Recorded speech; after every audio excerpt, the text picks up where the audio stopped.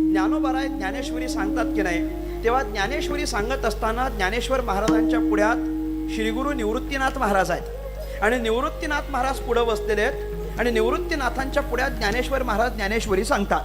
ज्ञानेश्वर महाराजांनी सगळी ज्ञानेश्वरी सांगितली, पण प्रत्येक वेळेला ज्ञानेश्वर महाराज जेव्हा जेव्हा बोलायला सुरुवात करतात तेव्हा ज्ञानेश्वर महाराज असंच सांगतात की तुम्ही अत्यंत मोठे आहात आणि मी तुमच्या पुढ्यात कसा आहे, मी लहान आहे. प्रभू तुम्ही महेशाची मूर्ती, मी दुबळा अर्चित असे भक्ती.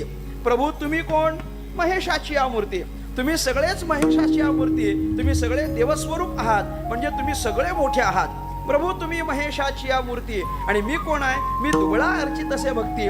आता ज्ञानेश्वर महाराज काय दुबळे आहेत का, मला सांगा. ज्ञानेश्वर महाराज दुबळे आहेत का, काय म्हणता येणार, कुठल्या अंगानं दुबळं म्हणाल त्यांना. ज्ञानेश्वर महाराज कोणत्या अंगानं दुबळे आहेत. बरं, बळाच्या बाबतीत पण ते दुबळे नाहीत आणि बुद्धीच्या बाबतीत पण ते दुबळे नाहीत. कोणत्याच बाबतीत दुबळे पण त्यांच्याकडे नाही.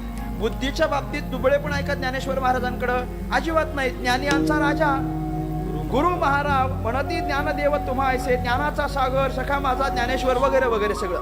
म्हणजे ज्ञानेश्वर महाराजांकडे बुद्धीच्या बाबतीत इतकं कौशल्य आहे की त्यांना बुद्धीच्या बाबतीत दुबळा म्हणता येत नाही.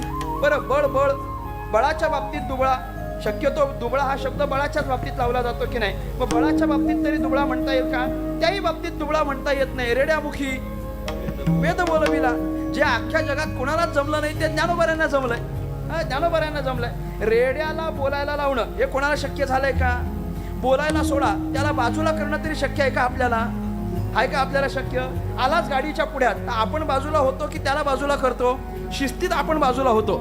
याच्या मागं लागण्यात काही अर्थ नाही. कोणाच्या गाडीच्या पुढ्यात आलेला तुम्ही तेवढा ध्यानात घ्या, याच्या मागं लागण्यात काही अर्थ नाही. मग याच्या मागं कोण लागल बाबा, मग त्या रेड्याच्या मागं आपण काही लागत नाही का. बरं, हा बेअक्कल आहे, हा बुद्धिहीन आहे, हा अत्यंत निर्बुद्ध प्राणी आहे. मग त्या रेड्याच्या मागे आपण जात नाही आणि त्या रेड्याला आपण काहीतरी समजावं, त्याला बाजूला करावं, या भानगडीत पण पडत नाही. आपण काय करतो, आपण आपलं शहाणपण वापरतो, बाजूनं गाडी घेतो ना आपलं आपण थेट निघून जातो. पण त्या रेड्याच्या मस्तकावर हात ठेवायचा, त्याला वेद बोलायला लावायचा आणि त्याच्या मुखातून वेद बोलवून त्या रेड्याची समाधी करायची आणि त्या रेड्याला एक अत्यंत चांगली प्रतिष्ठा निर्माण करून द्यायची.